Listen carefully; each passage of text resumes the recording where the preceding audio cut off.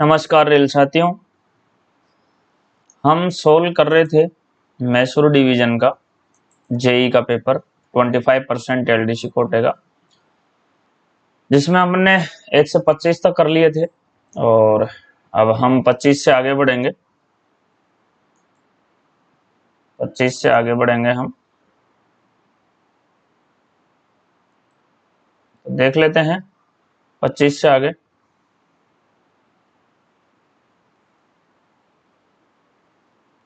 पच्चीस तक हमने कर लिए थे, 26 से आगे चलेंगे।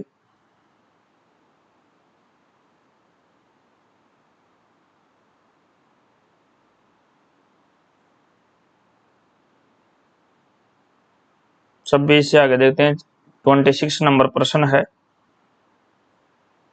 26 बोल रहा है,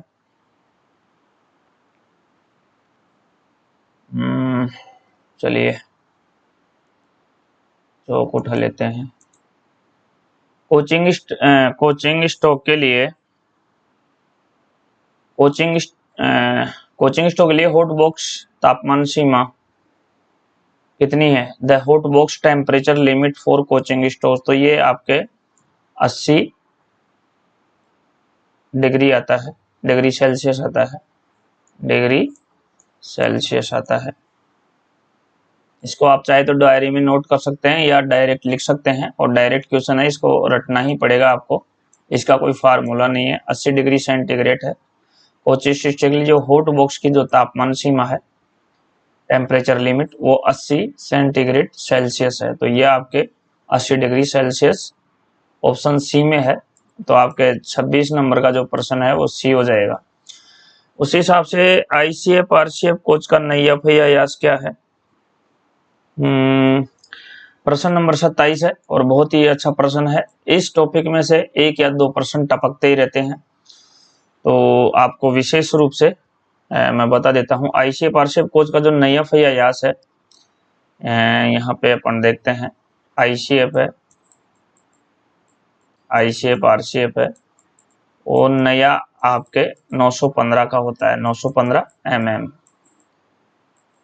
915 का होता है। और ये ही 915 का ही एलएचबी में होता है। नए चक्का, नया चक्का 915 का ये एलएचबी में होता है और 915 का ये आईसीएफ आरसीएफ में होता है। तो यहाँ इस हिसाब से आपका ऑप्शन 915 करेक्ट हो जाएगा। 915 है और 27 में ऑप्शन बी आ जाएगा। अब चलिए इससे एक्स्ट्रा देखने का। एक्स्ट्रा ये है कि जो एलएचबी का कंडम साइज है वो आपके 855 है एलएचबी का, और पहले ये 845 था, अब इसको 855 कर दिया गया है। तो अब ऑप्शन में आपको 855 लगाना है। यदि ऑप्शन में आपको 855 नहीं मिलता है तो आप 845 लगाएंगे। और आईसीएफ आरसीएफ की बात करें तो ये आपके 825 है, और इसका जो 100 पीसू साइज है वो 837 है। वर्कशॉप 100 पीसू साइज है जो 837 है, और कंडम का 825 है। वहीं अपन वैगन की बात करें तो बॉक्स एंड वैगन की बात करें तो उसमें आपका नया चक्का 1000 होता है, और कंडम की बात करें तो उसमें 906 होता है। ये आपको मोस्ट ये याद रखने हैं। चलिए नेक्स्ट है, केसनब बोगी का व्हील बेस पूछा है।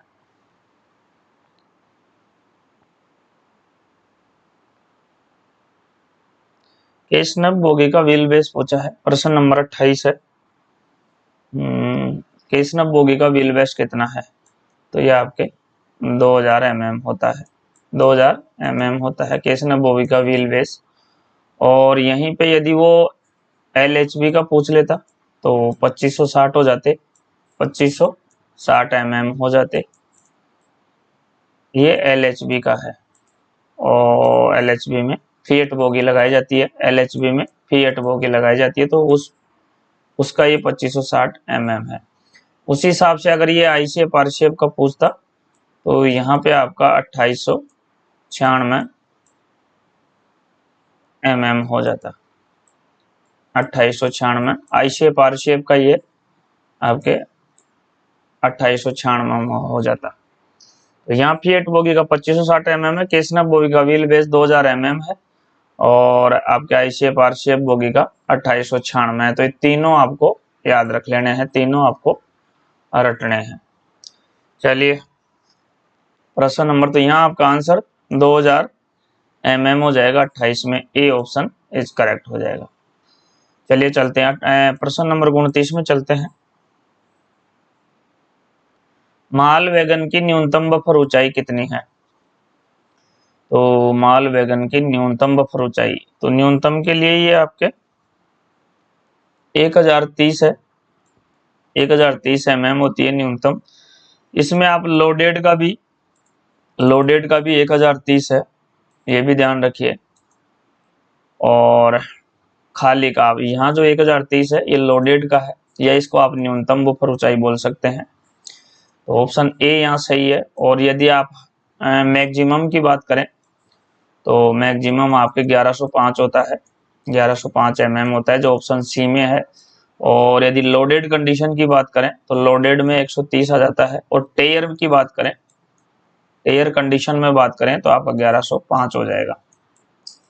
ठीक है साथियों, तो ये प्रश्न 29 में ए आपका करेक्ट है। नेक्स्ट है 30 है, इलास्टोमेरिक पैड की निंदा मोटाई है। तो इलास्टोमेरिक पैड की निंदा मोटाई 42 है, कंडम साइज 42 है, और न्यू साइज 46 है, और शो टिश्यू साइज 44 है। यहाँ दिया भी है 46 mm है जो न्यू साइज है, और कंडम के लिए 42 है, और ये जो 46 है ये शो टिश्यू साइज है, ये शो टिश्यू साइज है, ये याद रखिएगा। तो यहाँ पे आपका ऑप्शन क्या आएगा? Condemning size elastomeric pad is M, या निंदा की कंडमिंग थिकनेस मोटाई ऑफ इलास्टोमेरिक पैड इज, तो यहाँ पे आपका जो ऑप्शन होगा वो 42 होगा। ऑप्शन बी यहाँ करेक्ट है। कंडमिंग के साथ आपको न्यू साइज याद रखनी चाहिए, 46 mm होती है, और कंडम 42 होती है, और ये जो 44 mm है ये 100 पीस साइज होती है। चलिए प्रश्न नंबर 31 की बात करते हैं। प्रश्न नंबर 31 देखते हैं। Permissible variation in wheel dia of same casnub bogie of a wagon is mm। तो यहाँ पे जो आपका आंसर आएगा, जो ये permissible variation wheel dia of same, यानी कि उसी के व्हील डाया में सेम होता क्या है। तो यहाँ एक सारणी बनाता हूं मैं, आप उसके हिसाब से ध्यान रखने। पहले कर लेते हैं हम आई शेप आर शेप की बात कर लेते हैं, और उसके बाद हम बात करेंगे केसनप बोगियों की, यानी वैगन की। तो यहाँ पे ये जो अनुमेय भिन्नता है इसको अपन permissible variation in wheels dia of same, तो यहाँ ये तीन होती हैं। एक होती है आपके सेम एक्सल होती हैं, सेम एक्सल होती हैं, एक सेम बोगी होती हैं, और एक होता है सेम कोच। तो आईसीएफ आरसीएफ में जो सेम एक्सल होता है वो 0.5 होता है, सेम बोगी 5 mm होती है, और कोच पे ये 13 mm होता है। ये तो आपका आईसीएफ आरसीएफ का है। अब यहाँ वैगन केसनप बोगियों की बात करें तो वहाँ 0.5 1 एक्सल पे होता है, और बोगी के 13 mm होता है, और कोच पे ये 25 mm होता है। तो ये सारणी आपको याद रखनी है, आप चाहे तो डायरी में लिख सकते हैं इसको। ये सारणी आपको याद रखनी है, इसी में से एक प्रश्न बनता है। कभी वो कोच पे पूछ लेता है, कभी बोगी पे पूछ लेता है, कभी वो 1 एक्सल पे पूछ लेता है, यानी सेम एक्सल पे पूछ लेता है। तो सेम एक्सल पे वैगन में 0.5 होता है, और कोच में आईसीएफ आरसीएफ में 0.5 होता है, ये दोनों में सेम होता है। लेकिन बोगी पे आईसीएफ आरसीएफ में 5 mm होता है, और वैगन में ये 13 mm हो जाता है। उसी प्रकार आईसीएफ आरसीएफ कोच में 13 mm होता है, और वैगन में ये 25 mm हो जाता है। तो यहाँ पे जो उन्होंने बात करी थी वो बोगी की बात करी थी, केसनप बोगी की, और वो बात करी थी आपके बोगी पर बात करी थी, वैगन में बोगी की। तो वैगन में बोगी की यहाँ पे देख लीजिएगा, ये कोच में तो होती है 5 mm, और वैगन में होती है 13 mm। तो इस हिसाब से आपका ऑप्शन सी 13 mm ये आपके करेक्ट हो जाएगा। ऑप्शन सी हो जाएगा 13 mm। आप चाहे तो इस सारणी को लिख सकते हैं, यहाँ से एक प्रश्न बनता है। वो कभी आईसीएफ आरसीएफ का सेम एक्सल का पूछता है, कभी सेम बोगी का पूछता है, कभी सेम कोच का पूछता है। वहीं वैगन में कभी वो सेम एक्सल का पूछता है, सेम बोगी का पूछता है, सेम कोच का। तो ये नाप आपको याद रखनी चाहिए। नेक्स्ट क्वेश्चन है 32 है।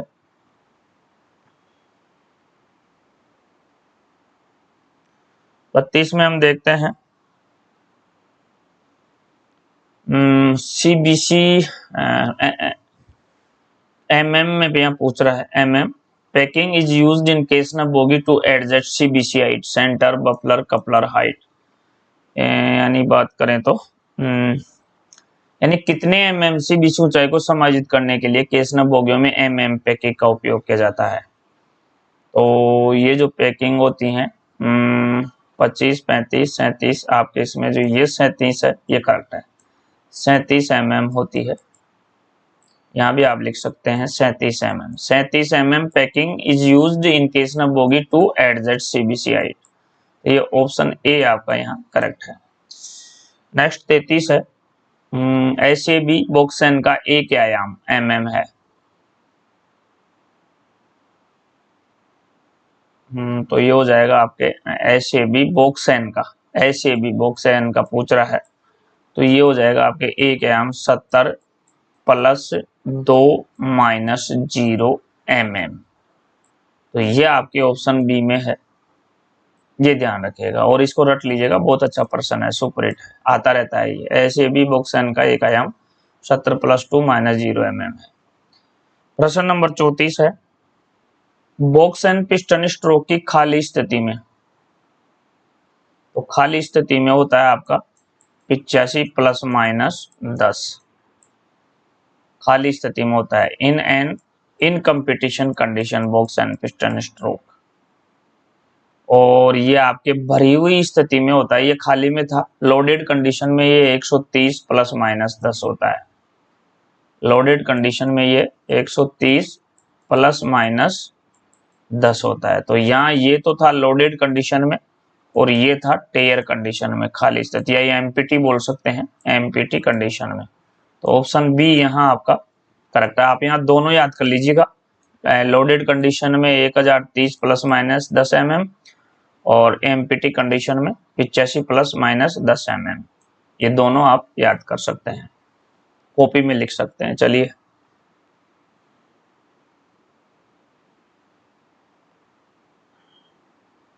इसके बाद 35 नंबर है बीएलसी वैगन की एक इकाई में कार्य यूनिट होती है।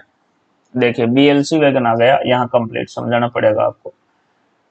ये जो एक इकाई में कार्य यूनिट होती है, पहली बात मैं आपको बता दूं बीएलसी वैगन में 2 कार्य यूनिट होती है, ए और बी। देखिए ये पहली बात मैं बता दी, एक यूनिट में जो बीएलसी वैगन होता है उसकी एक यूनिट में 5 कोच होते हैं। मान लीजिए ये 5 कोच, ये 5 वैगन है, एक यूनिट में 5 वैगन होते हैं।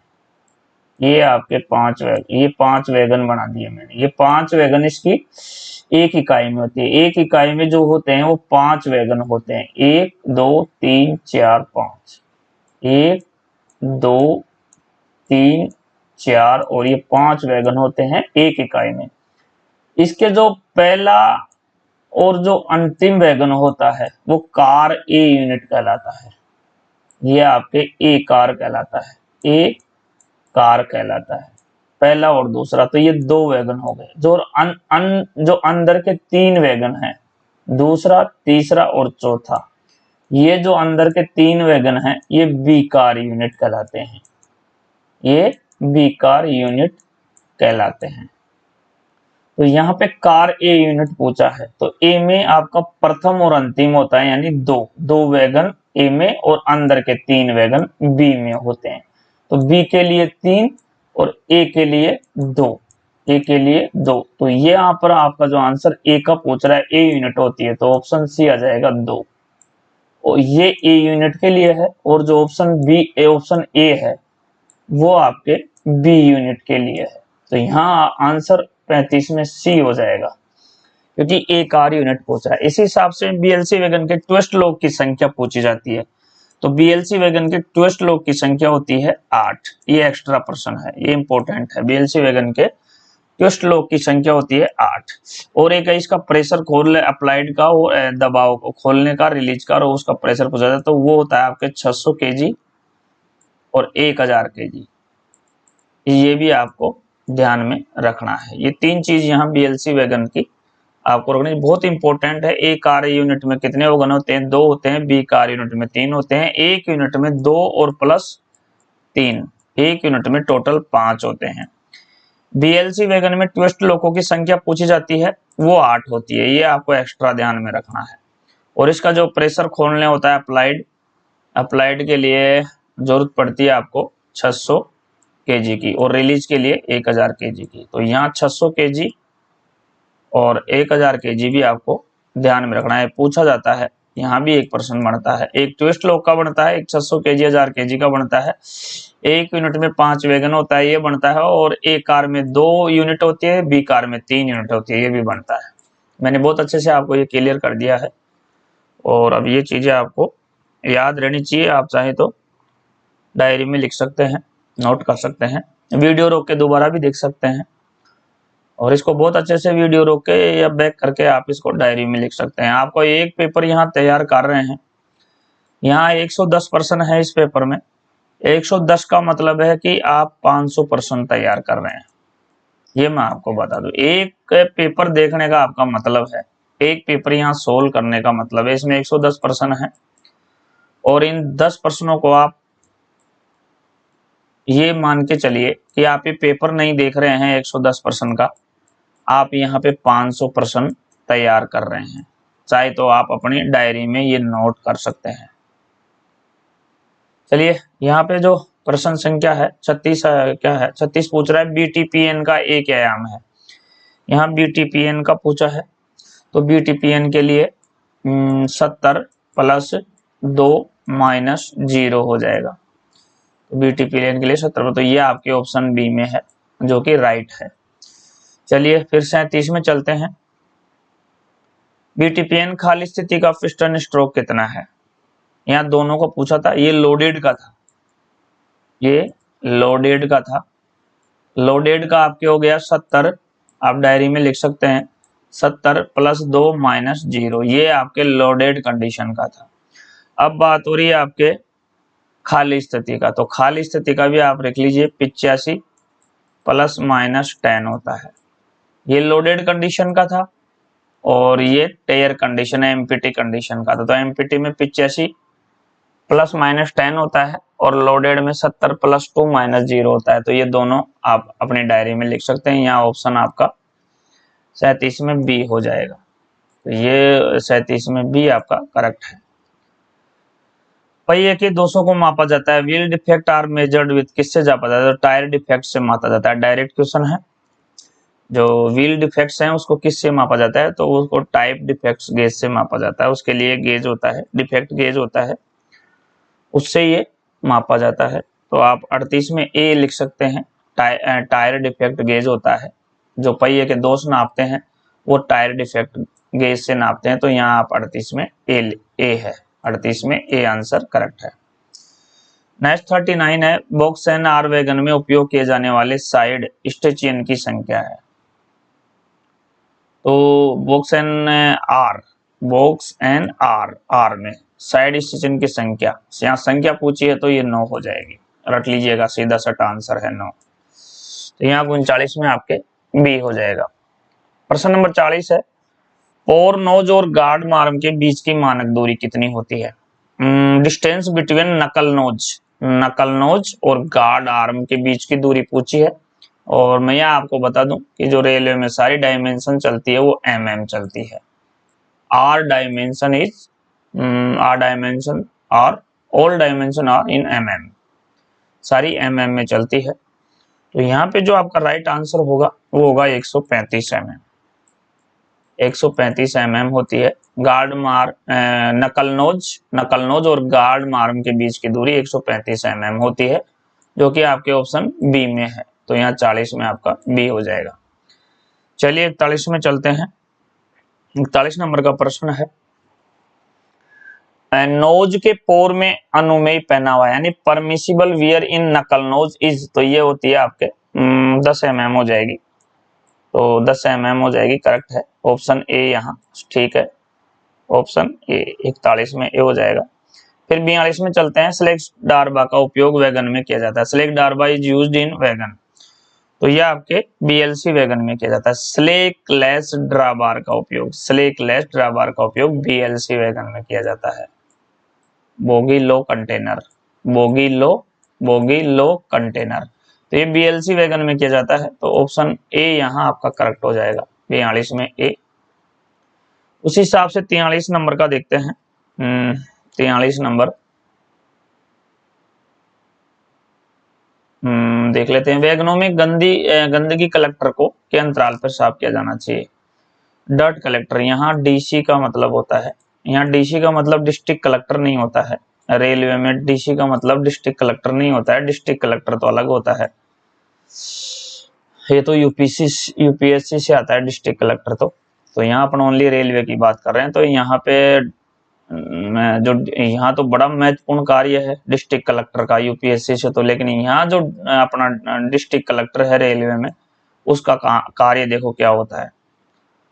उसको साफ करने पर कितने अंतराल पे साफ किया जाता है। कार्य है कि वो जो ये जो डिस्ट्रिक्ट कलेक्टर होता है, गंदगी कलेक्टर बोलते हैं इसको, ये गंदगी को अपने पास रोक लेता है, आगे नहीं जाने देता जाता है। तो इसको साफ करने के जो किस अंतराल पे साफ किया जाता है, ये पूछा है भाई। 1 महीने पे साफ किया जाता है, या 2 महीने पे साफ किया जाता है, या 3 महीने में साफ किया जाता है, या रूटीन ओवरहोलिंग में साफ किया जाता है। तो ये आपके रूटीन ओवरहोलिंग में साफ किया जाता है, आरओएच में साफ किया जाता है। यहाँ देखिए एक होता है आपका आईओएच, एक होता है आरओएच और एक होता है पीओएच। ये तीनों को समझ लिए। इंटरमीडिएट ओवरहोलिंग होता है, रूटीन ओवरहोलिंग होता है और पीओएच का पीरियोडिक ओवरहॉलिंग होता है। ये तीनों आपको ध्यान में रखना चाहिए। तो यहाँ ऑप्शन डी है। चलिए 44 में चलते हैं। 44 है आपके एयर ब्रेक कंट्रोल जलाशय पर फिट किया गया है। The air brake control reservoir is fitted on the air brake control reservoir is fitted on the, तो ये आ जाएगा common pipe bracket, common pipe.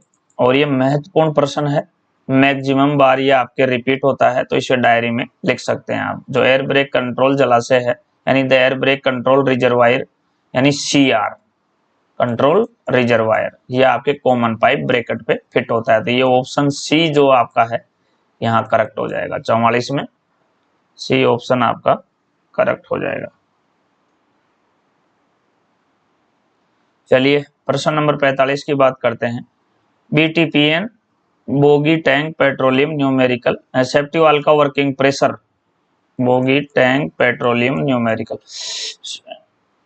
Safety valve का working pressure of BTPN safety valve is, तो इसका pressure पूछा है। तो pressure में ये पिछले प्रश्न पत्र में भी था, इसका 4 kg पर सेंटीमीटर स्क्वायर होता है। ये अपने जो पिछले प्रश्न पत्र हल किया था उसमें भी था। तो ये 1.4 kg सेंटीमीटर पर स्क्वायर होते हैं। आप ये ध्यान रखिएगा साथियों कि काफी प्रश्न ऐसे होते हैं जो एक से दूसरे पेपर में रिपीट होते रहते हैं। 50% पेपर तो रिपीट होता रहता है और 50% पेपर नया बनता है। ये मैंने पूरा वीडियो में बहुत अच्छे से इसकी एक्सप्लेन किया है। तो आप जितने भी जेई के पुराने प्रश्न पत्र हैं उनको सारों को रट डालिए। आपको 10 पेपर मिलते हैं, 20 पेपर मिलते हैं, 30 पेपर मिलते हैं, 40 पेपर मिलते हैं, 50 पेपर मिलते हैं, सारों को रट डालिए। आपकी 80% तैयारी तो वैसे ही हो जाएगी। अगर आप 50 पेपर रट लेते हैं, 50 सोल्ड पेपर रट लेते हैं, तो मेरा मानना है 50 सोल्ड पेपर रटने के बाद आप 60 से 80 के बीच तो वैसे ही पहुंच जाओगे। 60 से 80 के बीच तो वैसे ही पहुंच जाएंगे। चलिए प्रश्न नंबर देखते हैं। चलिए इसमें 1.4 kg पर सेंटीमीटर स्क्वायर था, ऑप्शन ए हो जाएगा 45 में। चलिए 56 में चलते हैं। बीएलसी वैगन में उपयोग किए जाने वाले स्वचालित ट्विस्ट लॉकों की संख्या, जो मैंने पूर्व में आपको बता दी भाई 8 होती है। अभी मैंने ऊपर वाले प्रश्न में क्या किया, 8 होती है। एक कार वैगन में total number of automatic twist लॉकों की संख्या used in BLC A car wagon, तो ये 8 होती है। मैंने आपको इसको रट लीजिएगा, डायरेक्ट क्वेश्चन है, 8 होती है, आंख मीच के लगाइएगा। ऑप्शन बी यहाँ करेक्ट हो जाएगा, 8 आपका बिल्कुल राइट है। ये लो, वो भी पूछ लिया जो मैंने अभी बताया था। बीएलसी वैगन के स्वचालित ट्विस्ट लॉक को लॉक करने के लिए आवश्यक बल होता है, लॉक करने के लिए तो ये 600 केजी होता है। मैंने अभी अभी आपको पर पर्सन में बताया था, ये 600 केजी होता है लॉक करने के लिए, और इसको रिलीज करने के लिए 1000 केजी होता है। रिलीज करने के लिए 1000 केजी होता है। तो ये फोर्स है, इस फोर्स को आपको ध्यान में रखना है। एक तो ये ध्यान रखना है, इसको लॉक करने के लिए 600 केजी है और रिलीज करने के लिए 1000 केजी है। दूसरा है एक कार यूनिट में कितने होते हैं, तो 5 वैगन होते हैं BLC वैगन में। तीसरा प्रश्न बनता है ए कार में कितने होते हैं, तो ए कार में 2 होते हैं और बी कार में 3 होते हैं। तो ये 2 और 3 दोनों को जोड़ दीजिए, ये आपके 5 वैगन आ जाएगा। दूसरा इसमें पूछा जाता है ट्विस्ट लोकों की संख्या कितनी है, तो ट्विस्ट लोकों की संख्या 8 है। ये डायरी में लिख लीजिए तीनों, इनसे बाहर आपका BLC वैगन का प्रश्न नहीं जाएगा, ये गारंटी है मेरी। प्रश्न नंबर 48 में आते हैं। प्रश्न नंबर 48 बोल रहा है, प्रश्न नंबर 48 बोल रहा है full form of DV. DV की फुल फॉर्म क्या है, डीवी की फुल फॉर्म क्या है, तो डीवी की फुल फॉर्म आप जानते हैं डिस्ट्रीब्यूटर वाल्व होता है। डिस्ट्रीब्यूटर वाल्व ये होता है, जो कि आपके पहले ही ऑप्शन में है, तो यहाँ 48 में ए हो जाएगा। डीवी की फुल फॉर्म पूछी है तो डीवी का डिस्ट्रीब्यूटर वाल्व होता है। एफपी का फीड पाइप होता है, ये जानते हैं आप। एफपी का फीड पाइप होता है। बीपी का ब्रेक पावर होता है, ब्रेक पाइप होता है बीपी का। और एआर का ऑक्सिलरी वायर होता है, ऑक्सिलरी रिजर्वायर होता है। सीआर का कंट्रोल रिजर्वायर होता है, ये आप जानते ही हैं। चलिए प्रश्न नंबर 49 में देखते हैं। प्रश्न नंबर 49 है आई शेप डिजाइन कोचिंग स्टोव में हैंड ब्रेक पहियों से जुड़े ब्रेक सिलेंडरों की संख्या कितनी होती है, तो वो 1 होती है, आपके 1 होती है। ऑप्शन ए यहाँ करेक्ट है। यानी number of brake cylinders connected to the hand brake wheels in I shape design coaching stock, तो उसमें ये 1 होती है, जो कि आपके ऑप्शन ए है। तो 49 में ए करेक्ट है। और ये 50 नंबर का प्रश्न है, वो देख लेते हैं। वोक्सवैगन वैगन में हैंड ब्रेक व्हील स्टॉक से जुड़े पहियों की संख्या, number of wheels connected to the hand brake wheel stock in Volkswagen wagon. Volkswagen wagon में हैंड ब्रेक व्हील स्टॉक से जुड़े पहियों की संख्या, number of wheels connected to the hand brake wheel stock in Volkswagen wagon.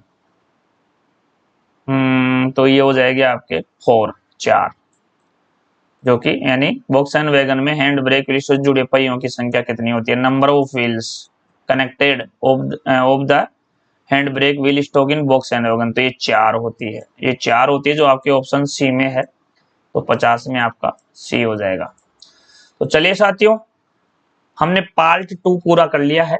हमने first part में लिया था 1 से 25 तक, और सेकंड पार्ट में लिया है हमने 26 से 50 तक, और थर्ड पार्ट में लेंगे हम 51 से 75 तक, और फोर्थ पार्ट में लेंगे हम फोर्थ जो पार्ट बनाया जाएगा उसमें लेंगे हम 76 से 100, और जो पार्ट 5 बनाया जाएगा वो 5 नहीं बनाया जाएगा, 4 पार्ट में होगा। 5 में तो हम जो राजभाषा होती है 10%, उसका तो हम अलग से वीडियो बनाते हैं, तो उसका हम पार्ट नहीं गिनेंगे। ये 4 पार्ट में पेपर अपन पूरा करेंगे, 2 पार्ट इसके हो गए हैं। तो चलिए तीसरे पार्ट का नेक्स्ट वीडियो आएगा, तब तक के लिए मुझे दीजिए आज्ञा। थैंक यू, नमस्कार, थैंक्स फॉर वॉचिंग वीडियो, और धन्यवाद। तैयारी करते रहिए, वीडियो देखते रहिए, सफलता तो आपको एक दिन मिल ही जाएगी। चलिए, थैंक यू वेरी मच। जय हिंद, जय रेलवे।